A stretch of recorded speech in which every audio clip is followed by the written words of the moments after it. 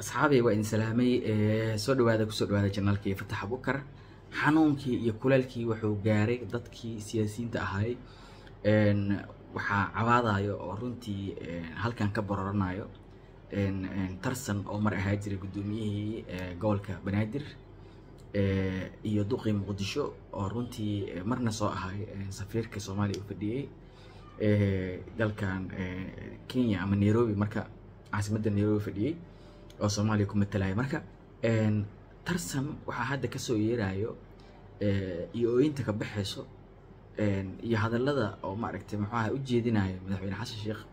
uu leeyahay madaxweynuhu dad ku ciyaarayo sharafkaada dad karaamada ku ciyaarayo ka hoos shaqeynayo ii sheegay in $10 milyan ay ku shubeen adiga nin gaduud oo liiraado nin kale uu sheegay marka magacyadaas oo tixaa gaduud aniga nin liira ma aqaan iyo ma aragtay maxaa ninka kale laakiin saas uu afkiisa ka leeyahay tartan marka halkaas markay joogto taas waxay ku tusay marka in hadda dadkii siyaasiyiinta ah markaan ay barooranayaan ama ay sida shacabkii oo kale ay runtii oo kulaalka iyo dabka u gaaray bal wax yar aan isla dhageysano hadalka tarsan oo yiri runtii wax yar aan isla dhageysano madaxweynuhu waa ka xumahay anoo la soo liifay ayaan imid caraysan waan caraysanahay madaxweynaha ayaan fariin u diray oo cod ah madaxweynihii Siyaad Barre haddii la dhaho ma jiro oo haddii la dhaho Cabdiqaasim ma jiro maxaa yaa jira marka kii yimaadaba saas u dhihi kabtanka wuxuu leeyahay amar kama qaadana annaku madaxweyne yaad ka qaadatiin nin ganacsataa gaduudow la dhaho ayaa geed hoostiis u fadhiya madaxweynuhu arrintaas wax ka qabo wallaahi inaan wax kaa sheega ma rabo intaasaan soo joogna waxna kaama sheegin ujeedin soo maaha hadalka tarsan ma dhegeysateen okay asxaabay tarsan xilligiisii oo gobolka Banaadir joogay oo gudoomiyaha duqii Muqdisho ahay waxyaabo badan waa sameeyay oo isku dayay sidii in ma aragtay muxuu ahay Muqdisho business plan oo uu sameeyay laakiin dhibaatada jirta waxay ahayd tarsan inuu markuu Muqdisho joogo oo ka ahay maayarkii oo Muqdisho ahay inuu dadku ay aad isku haysteen arrimaha dhulka land dispute wax la yiraahdo ee jiray wuxuu sameeyay ما عرفت محوها land dispute committee قد اللي يرهدو أو حلين خلافات كلولك وقابل سناي لكن يصير مسوق أو ما عرفت محوها نيجي على سي إذا حترمى أو كسوح أو ضدك كدل مية وأكتين بعلي حموين واحد أو كسمية لكن قفك لما حقره جدتك ورسي ستريت لايت كان عملنا لك كان جدتك وحلو قفك كان أسوء هاي عاصمتي إنه مناط ويا لسيد متروبوليتان سيتيز كعاصمتها هو إنه عالمك أو كده الربي لكن waxaa soo dhan maxaa haleeyay musuqi oo dadka kula kacay iyo isqabsiga gudiyada muranada dhulka uu sameeyay in xaliyaan iyo sidoo ku soo xulay iyo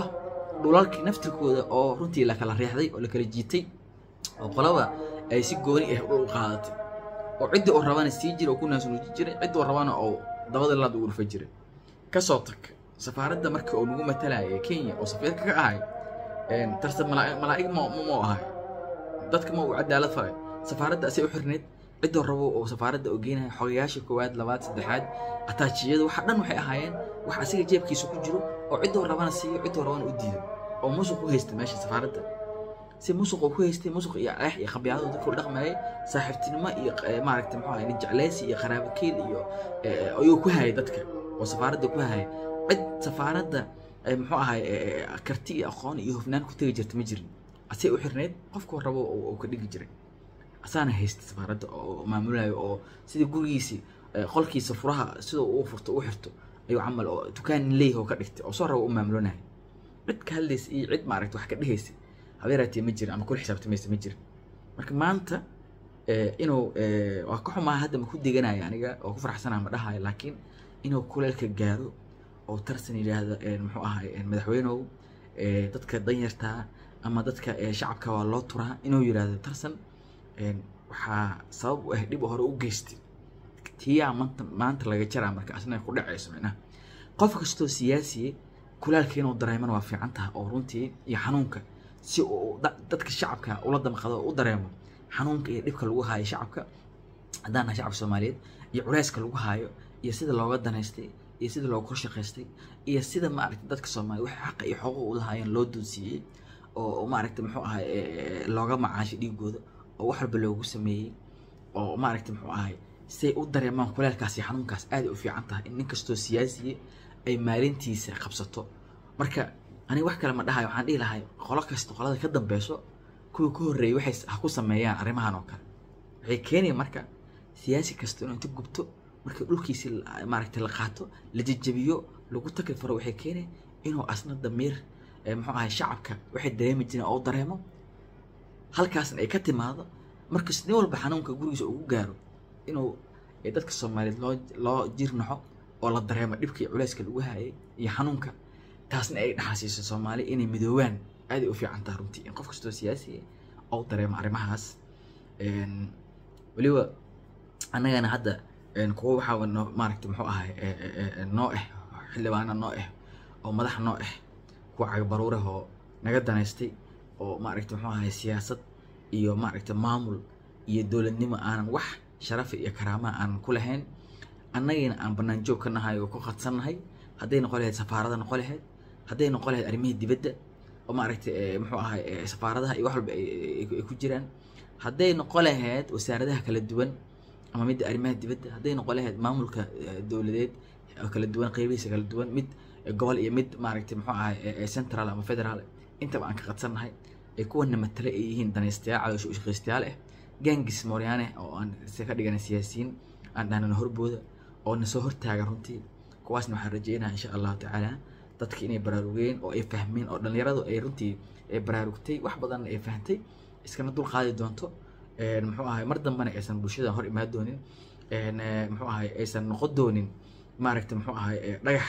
nuu hor gudban iyo caqabadna hor taagan aan iska wareejin doono dhalinyaradu codkooda hamideeyaan fikirkooda hamideeyaan aqoontooda hamideeyaan si la iskaga dul qaado muxuu ahay kuwan uu hor gudban horumarka iyo barwaaqada noo diiday sida tarsan oo u baroortay maanta ayaan jeclaan lahay siyaasi walba inuu u baroorto xanuunka oo dareemo hantidiisa iyo waxa uu leeyahay lagu takrifalo maaragtay la dudumiyo si uu u dareemo waxa shacabka shalay ay dareemayeen oo uu dhagaha ka foysanayay oo indhaha tarsan shalay markii dadka la barakicinayay oo guryaha laga duminayay waa u jeeday waa u maqlayay waa una u jeeday kama uusan hadlin kama uusan dhiidhin kama mudaharaadin codkiisa kama beerin maanta barooraha markaasoo cawaadaha wuxuu leeyahay madaxweynuhu saan ma aanan malaynayn fariinaan kuu soo qoray ma aad soo jawaabin saan adeer xanuunkaa ku gaaray ayaan ku leeyahay tarsanow xanuunkaa ku gaaray marka